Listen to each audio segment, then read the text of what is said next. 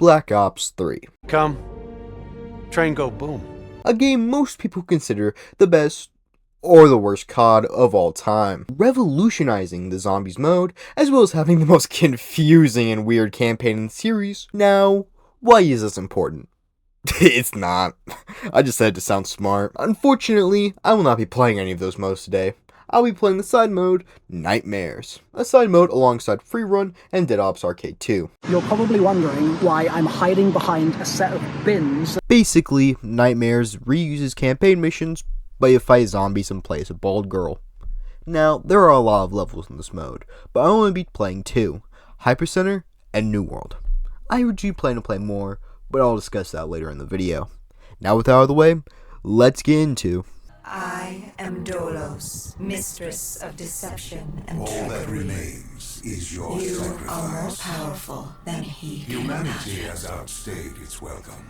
The dead shall inherit the earth. Listen to the sound of my voice. Can you hear me? Who's there? I can't see you. My name is Dr. Salim. We've met before. Dr. Salim, where am I? You have fallen between the world of the living and the dead. The void. I'm dead? No, I can't be dead. Deimos, I have to stop him. And you still can. I'll explain as we go. For now, you must trust me. Think back to Coalescence. The start of your journey. The beginning. The beginning. Okay, right off the bat, this dialogue sucks ass. Here, let me show you. Hendrix was on edge. We were in a quarantine zone, one of many walled-off areas separating humanity from the undead, built to keep the virus and the infected behind their wall. It's like that for the entire game. Or at least that's what the wiki says. You're not invested into any of the characters or world because all you hear is Baldy talking to Dr. Minty. That's not what they're called. I'm calling them that anyway. Imagine watching Breaking Bad, but the whole series has no audio and all you hear is Walter White talking to a therapist. That's what this game mode feels like. Okay, now that that's out of the way, let's get into the gameplay. It's, you fight like 2 soldiers on a crab robot, but besides that, you fight zombies, which would be fine, but half the zombies are taken from Shadows of Evil, and the other half are taken from the campaign, which is bad because these 2 game modes happen like a century apart from each other. Okay, now I'm just veering off topic. They give you a rocket launcher to fight against the crab robot, but after that fight, it's only really useful like at the very end of the mission, because most of the areas take place in very tight hallways.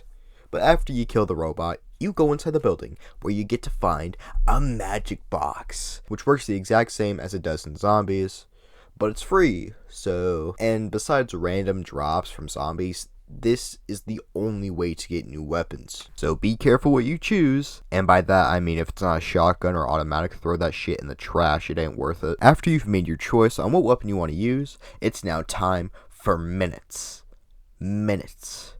and minutes of walking and killing zombies, which could be slightly interesting if the only other guy you were with didn't peep a word. Eventually you get into a server room, I think? I don't know. And after Baldy talks about Corvus for some reason, you eventually do what you were doing again. And then eventually you find Diaz, who's apparently destroying the wall between humanity and the virus. You kill him, but then the building gets blown up by the Immortals. Now it's time for a very scripted section where, oh, your heart's racing, you gotta get out. So I try running through the hallway, only for me to die over and over again. So I had to sit back and kill the zombies so I didn't die. This is the case because when the zombies hit you, you're stunned for a second and cannot move, which sucks for a stressful situation like this because you're basically forced to sit back and remove all tension from the scene because you know nothing is gonna happen. And eventually, you get out, and now, it's flashback time, bitch. All right, Salim. I told you how this began. Now tell me why. How do I stop Deimos if I'm dead? Your body is dead, but your mind remains alive. I'm connected through your direct neural interface in your subconscious. To save humanity, you must open the portal. With your body gone, The only way to do this is to train your mind. Train my mind. Relive the events preceding your last. Only then can you alter them, change them. This... Now this is insane. Let me show you. Think back to when you first met Taylor. This level really starts to show the fact that they didn't make any unique cutscenes for this mode, because Taylor just teleports whenever. After missing the train go boom, you and Diaz start to go through a facility, and in this level, they introduce explosive zombies, which definitely won't be a problem later. Eventually, you find what you need and go to a guy's house, and we start to chase him. Apparently he has the virus, but instead of using it to distract us while we chase him, robots attack us?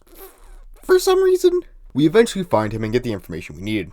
We end up on a train and, for some reason, zombies just start coming out of the ground.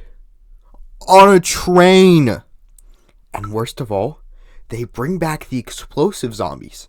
And the explosion usually hits you because the area is so tight. And they bring out robots! There's only like 4, but you get my point. You detach a train cart so you can blow up the cart so innocent people don't die. My only problem is that you explode the cart with you on it, and you somehow survive.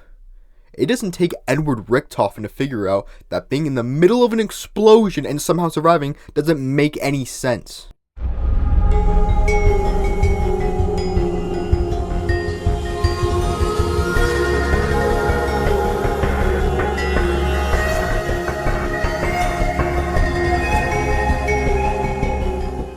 And that is all the levels I will be covering today.